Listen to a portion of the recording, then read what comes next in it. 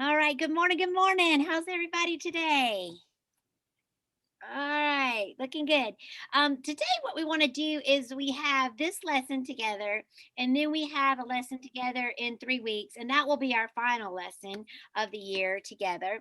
And so today's lesson, I thought what would be really helpful is we kind of look ahead to transitioning to third grade. And we also can, since we're working together in virtually, we can also think a little bit about coming back into the building because I'm thinking that will be what will happen since the Lula program will be only for folks in middle school and high school next year. So I'm thinking most of you will be coming back either to our school or maybe to another school, but we can talk a little bit about that transition too. Transitions are tricky. Transitions, if you're excited about the change, they go well, like they're easy, they're smoother.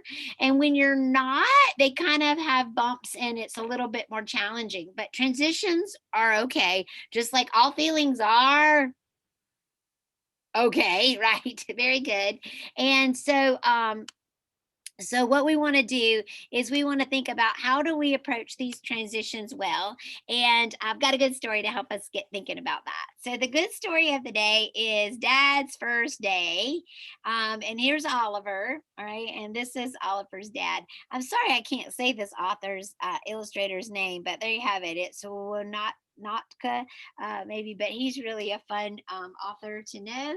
And here we got the first day title page and the first page of the story. This is Oliver, and this is Oliver's dad. All summer they played together, laughed together, sang together, and read together. When summer was over, it was time for Oliver to start school. Are you ready for school? Asked the dad. Yes, says Oliver. So here they are the night before, and they're getting ready. So they're packing a lunch, they're getting all the school supplies gathered, and then they're trying on the backpack. Perfect, says Oliver. Perfect, says Dad. Everything is groovy. On the first day of school, Oliver's dad didn't feel so good. All right, so here's Oliver with his backpack on. He's ready to go, and dad is holding his tummy. And so Oliver sits with his dad and he says, "It's okay, daddy. You're just a little nervous. Come on, let's go. We don't want to be late for the first day of school." So off he goes. But Oliver's dad had a few things he needed to do before he left. And he's doing a puzzle. Is that really something you got to do before you prepared for the first day? No, no, you're right. I see your head shaking now. Daddy, what are you doing? Asked Oliver. We need to go now. So Oliver's dad hid behind the couch. Oliver found him. And then he hid behind in the side the closet. And Oliver found him. And then he hid outside. There's Oliver looking for him, right? Daddy. Oliver found him and dragged him to the car. Oliver's dad drove slowly away. You're probably really going to miss me when you're at school today, Oliver. Sure, Daddy, says Oliver. When they got to school, Oliver ran to his classroom and met his teacher. So nice to meet you, Oliver, says the teacher. My tummy really hurts, says the dad. Then it was time to say goodbye. Daddy, bye, Daddy, he says. And then he questions, Daddy, Daddy, Daddy. Then the teacher walked Oliver's dad outside. Oliver's dad drove home. He couldn't stop thinking about Oliver. He worried about Oliver. He missed Oliver, and his tummy really, really hurt. And then he realized, I'm not ready for school. Oliver's dad drove back to school and he ran to the classroom. And just before he opened the door, he stopped. He couldn't believe what he saw. Oliver was playing. Oliver was laughing. And then he was singing and reading. And Oliver's dad smiled. Oliver and his dad were now ready for school. After the first day of school, they celebrated until their tummies hurt. All right, give me the okay sign. All feelings are okay. And you may not be ready for a transition like Oliver's dad. You may be feeling like third grade like Oliver's dad, or you may be more like Oliver and you're really excited about that possibility or that's what's coming up next. And so what we want to do today is we want to get ready for that transition. And so one of the things I thought I could do is kind of show you who the teachers are in third grade at our school. And even if you're not coming to our school next year, it's okay. You'll see that these friendly smiles, they're going to be everywhere that you go when you go to school. Where you go to school next. Okay, this is last year's annual. And so the annual is the book where we have all the pictures of things happening at our school.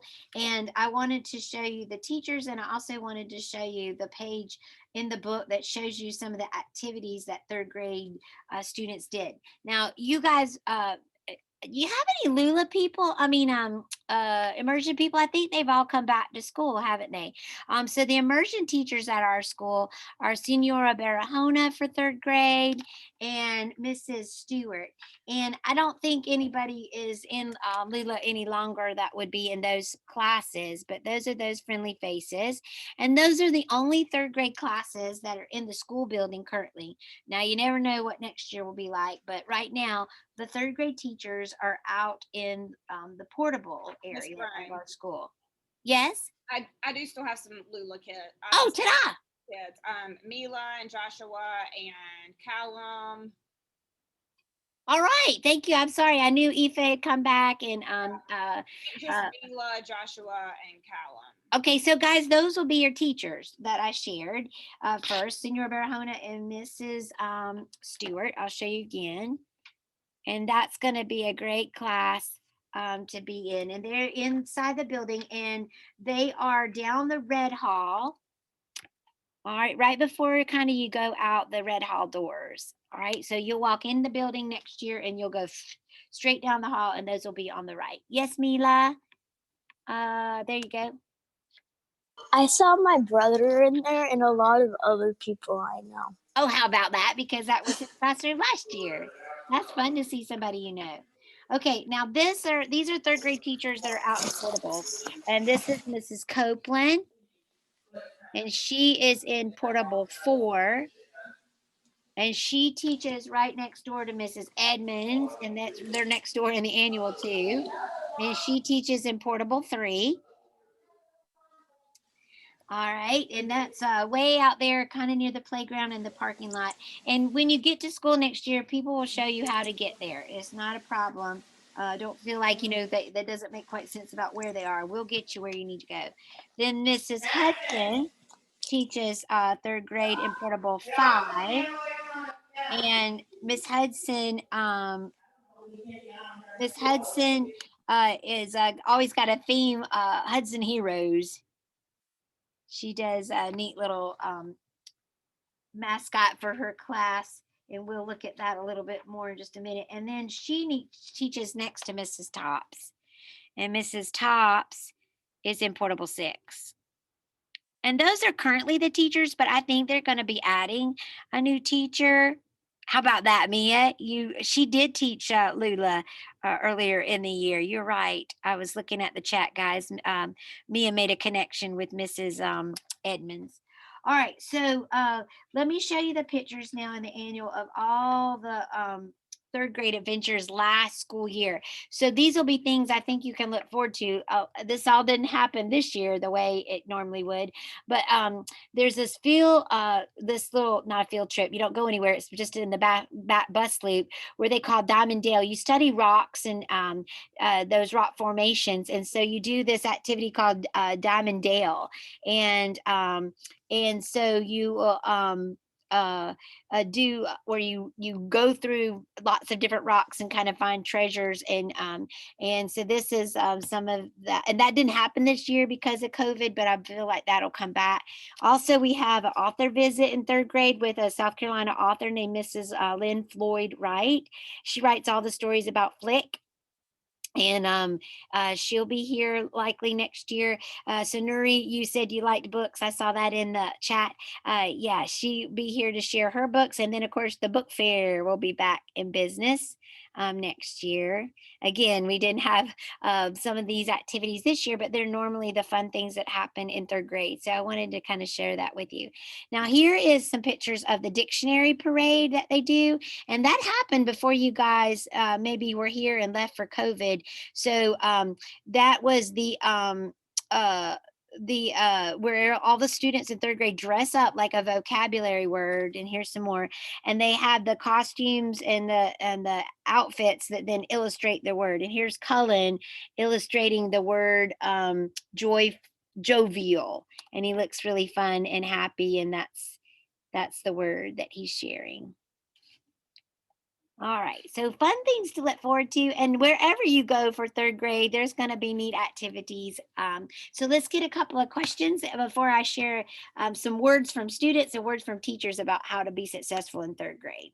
All right, Mila, you're on. My brother was a light bulb. Oh, for okay. idea. Do you remember his vocabulary word? Idea. Idea. Oh, you said it. Idea. There you go. So yeah, so you decorate. You have to be creative in how you illustrate it with your costume. But you know, Miss Brome is all over that. Since I'm wearing my taco for Cinco de Mayo today, right? We're already love to illustrate and advertise with your outfits. Okay, Miss Brome, Claria. I think I had to borrow a hat for you for Drew. Yes, you did, Miss Wetman. For All right, actually a couple things, but yeah, for that too. All right, Claria, you had a thought or question to add? When the coronavirus, not that, when we're off of summer break, I'm coming back to school. There you go. I think everybody is, unless you're doing school in another like district. Because No, I'm coming back to this school. I'm so glad to know that we'll see you face to face, Gloria. All right. So welcome, I think it was Caleb Cow. Somebody just joined us, and we are thinking about getting ready for third grade. All right. So we're going to look at some words from students and some words from teachers about how to be successful in third grade. And one of the folks that I used to work with a lot with worrying wrote a great letter to you as a second grader. And she says, for second grade class, she says, "Dear second grade, if you are a little scared to go to third grade, just so you know, it is so fun, and you get to do book clubs and make new friends. And they lead you along the way in third grade, and you will have great teachers, and they're going to be very nice and sweet, and you will be great students." So I really, really appreciate Samantha sharing, because Samantha is one of those folks that like Miss Brome tends to be a worry wart. I tend to do a lot of worrying, which means I'm always thinking about, oh no, what's going to happen? Like I get a little anxious. And it was really neat to hear Samantha, as she finishes third grade year, have those opinions and be able to share that to you. I've got some other letters from other second grade students, but what I would like to do is I'd like to share with you a presentation that Mrs. Hudson, the one that I told you likes to do the heroes, because it kind of covers the other letters that were shared and the other emails that I received from teachers about how to be successful in third grade. Her kind of PowerPoint, her Google Slides kind of gets all of that accomplished. So let's take a couple questions and then I will show you that. Nuri, what did you want to add to our conversation? I'm gonna move in June. So you're gonna be at another school. Oh, Nuri, I'll be missing you, but I wish you well. I know you're very prepared to do what you'll do in a new place next year. Oh, thank you for letting me know. All right, Caroline, what did you want to say? I'm going to I'm going in June on vacation, and it's going to be at I can't remember. Well, I know that you're looking forward to a break. We're all looking forward to summer break. It's going to be a short summer this summer because we get out later and we'll go back to school earlier, but we're going to enjoy our time on the shore and relax. Did you figure it out? Okay. All right. So let me share the screen. And I tried to leave this up, but Miss Brome often has to go dig around for it. Yeah. All right. Here we go. Okay. So I'm going to try to do this in the view present. Ta-da. Let's see. Give me a thumbs up if you're seeing how to have a super year in third grade. Do I see? Yay. Thank you, Nuri. Thank you, Claria. All right. Very good. All right. So how to have a super year in third grade presented by Hudson's Heroes. So this is Mrs. Hudson, a third grade teacher's class, and how they share with second grade friends about what they think is tips that you need to know, just like how Samantha shared what would be good for you to know.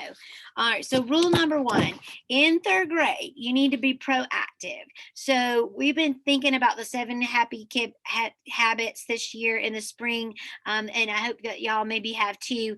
And that one, proactive, means that you don't want to get behind on your work. You need to stay caught up and finish your work on time. So what you're doing is you're thinking about what I've got to do, how can I do a little bit every day to be ready for the next day. And so proactive means you're in charge. So we remember that I'm in charge of what I think, where I look, what I say, how I feel, what I do.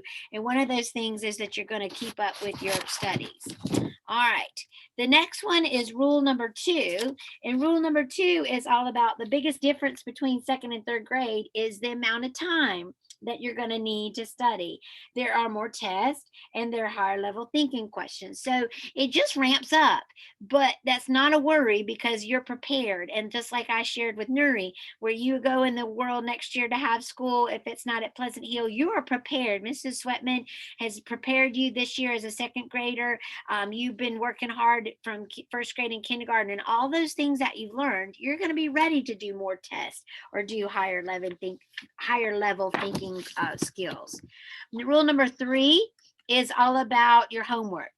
Your homework is your responsibility, not your mama, not your daddy. It's your responsibility, and you have to write it down every day. With the platform that y'all been using this year, I know a lot of things are posted for you, but in third grade, you're going to have an agenda that they give you, and you write in it what you have to do each day. You may have homework in more than one subject matter that you're studying, but the homework it may take a little longer, but it's going to be something you can do and you can manage. All right, but you're in charge. Again, you're in charge. You're more independent as a third grader. Rule number 4, she said, is you need to do your homework when you get home so you have more time to do the things you want to do. So get the work done and then play. Use the time that you have wisely. We think about doing eating a bug, right? Eating the bug first. If you eat your bugs for breakfast, is Miss Brum's little silly jingle for remembering to do the hard things first. Carter, what did you want to add to our conversation? In third grade, I can't wait to start multiplication and division. There you go. It's coming. Yeah, you're going to work on different math skills. All right. Rule number 5 is going to be that you keep your desk. Oops, and it won't let me advance. There it is. Rule number 5, keep your desk clean and organized. Put away papers in the correct folders. Listen to your teacher. There is a proper place for everything. And Miss Hudson says she's picky, but I know that Mrs. Tots was mentioning in a communication that she shared with me that organization is really important. Again, because you're more in charge of your stuff, you really got to know where it is. It's not going to be like your mama finding it for you or your daddy telling you what the teacher said to do. It's going to be you being in charge of your learning. All right, rule number 6 is reread your notes and use your interactive notebooks for science and social studies. Go over them every night so that you're prepared. Don't wait until the night before a test to study. So, my thought of the day in a yoga class I'm teaching later on today is about being small but strong. And we're doing Baby Yoda. I don't know if anybody's seen The Mandalorian, but we're doing, you know how powerful that little Yoda guy is, Grogu, those of you who have seen it. He can do all these big things, but then he crashes out, you know, afterwards. But you can do the big things. You've just got to do them small steps, little small increments. So studying regularly is going to be better than cramming in information. Rule number 7 is be patient and let the teacher explain all the directions before you start asking your questions, because your teacher will most likely answer a question that you have. And number 8 is the best parts about being a third grader are all of the events and activities that we do in class. Book buddies with kindergartners is fun, science experiments, and being in a new and different classroom. And then finally, rule number 9, which is probably oh no, that's rule number 10 I'm thinking of. Rule number 9 is the toughest part of third grade has been learning so much new information and getting all the work done neatly and accurately. But you have the skills and are prepared to get her done. All right. So that's I don't want you to worry about the fact that it's tougher, because you're ready to be tougher and you're ready to do the harder things. Now here's the one I was telling you that is much pertains to just our school, and that is in third grade at Pleasant Hill Elementary School. Because you're likely to be in a portable classroom, you always want to have your rain jacket, your umbrella, your rain boots for rainy days, because you do spend time getting in and out of the building, and you do have more opportunity to be in the weather. So you just want to be prepared. And in the past, the drainage, they've worked on it a little bit since last school year, but the drainage is not so good, meaning that when it rains, there are often puddles after a rain. So that's just to help you be prepared as far as having what you need to stay dry and warm. All right. So let me stop sharing and come back to the screen. All right. Does everybody see Miss Brown? Give me a thumbs up. Yeah, we're back to Miss Brome. Okay, so I felt like that was very helpful to me to know exactly kind of what is happening in third grade. And I love the teachers taking time to share with us about how we can be best ready to be in their class. And I appreciate the students taking time. In third grade at our school, we switcherooski on the counselors that serve you. And the counselor that you need to know next year will be named Mrs. I'm getting the wrong paper. Here it is. Mrs. Rowell. All right, so you know Mrs. Brome, and I've been your counselor if you've been a part of our school since pre-K, 5K, first grade and second grade. But next year we'll have Mrs. Rowell. She came to us last school year from Fort Mill, South Carolina. She used to work in a school there, but now she's with us, and she works with students that are in third and fourth grade, and she is awesome. I've really enjoyed working with Miss Rowell this year and getting to know her, and you will enjoy getting to know her as well as you make this transition. And then, of course, some of you remember Miss MC. Miss MC is still here. She is the counselor that works with fifth grade students. And she also does a lot of special programming and special uh, services that we have at our school. She coordinates a lot of those extras. So that's why she serves only fifth grade. So we'll be making that transition as well. I'll still be around. I'll still wear my silly hats. I'll still post it on the blog. You can still access the website and the blog to see what Miss Brome is up to if we don't cross paths as often. But there's another transition to think about. All right, I'm seeing that I didn't go through the whole presentation. So let me go back through that. Always remember you're responsible for your actions. You can't blame your mom, dad, sister, or dog. You are the student and you're responsible for you. All right, so that was another slide in the presentation. And then one more that I just noticed too was about reading, making sure you do your reading over the summer. And that was something Miss Jones also reinforced. And I can't see my paper, but we love to read. Nuri said he loves books, and Miss Brome does too.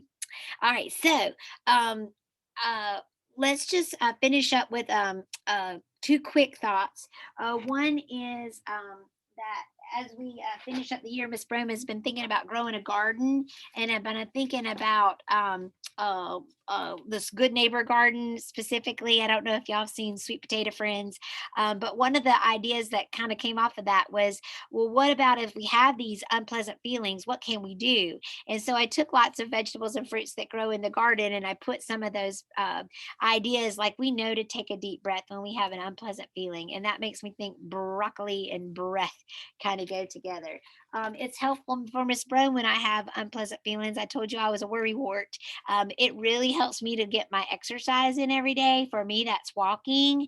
And so, whatever it is that you like to do to move, I also like to ride my bike, and I love to paddle a canoe, and I love to do yoga.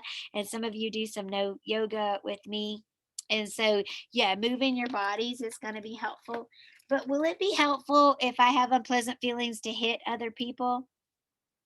To punch or to hit? No. So I put some tools here that we're going to get rid of those not so great habits or not so great ideas. So pruning shears and the hoe helps us remember hitting and punching is not a good idea. Um, how about listening to music? Will that help me if I feel more like Oliver's dad? Yeah, in fact, a lot of athletes listen to music before they perform to help settle their nerves and to perform their best. How about if I stick out my tongue when I have unpleasant feelings? No, we're going to get rid of that, Claria says. How about calling people's names?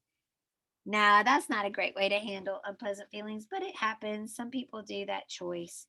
Um, Sitting still and quiet is helpful for me too. There's a strawberry that begins with that S sound.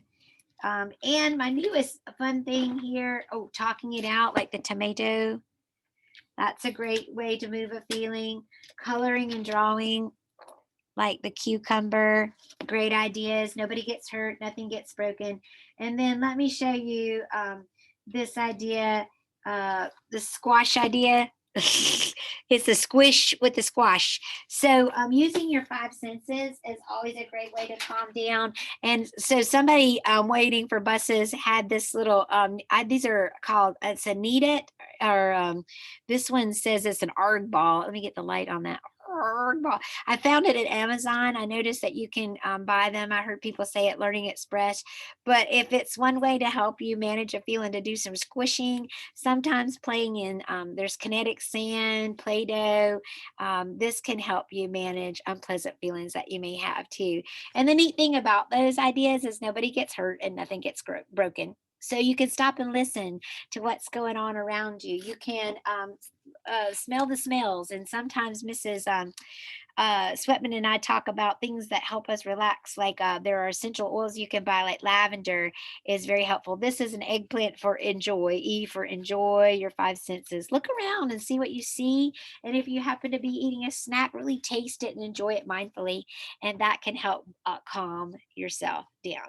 And then finally, before we sing our song, let me just show you this good book. And Nuri, I don't have time to read the whole book, but it's a good one. We Are Gardeners. And I want to read you the beginning where they talk about that growing in the garden is trying and failing and trying again, because growing a garden is hard work. But so is most of the good, important stuff in life. So transitions are some of those good stuff, important stuff in life. And it is about you try and then you might not get it right. And then you get back up and you try again. All right.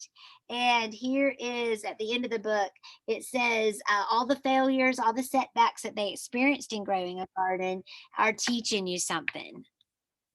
All right. There we go. Let's let Elon in.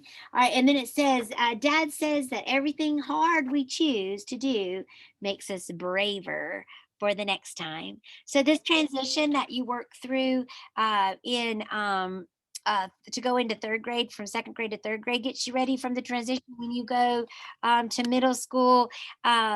When from elementary school, and then the transition from middle school to high school, and then the transition from high school to whatever you do in the world next. All right. So it helps you to be braver as you work through this transition and use your skills. It helps you to be braver for the next one. All right. Because the world is always changing. All right, let's sing about it. I want my life to make a difference. I want my life to make a change. I want my life to do some good here. I want my life to make a change. Yay! And it will, as you have courage and be strong as you prepare for third grade. All right, let me stop the recording.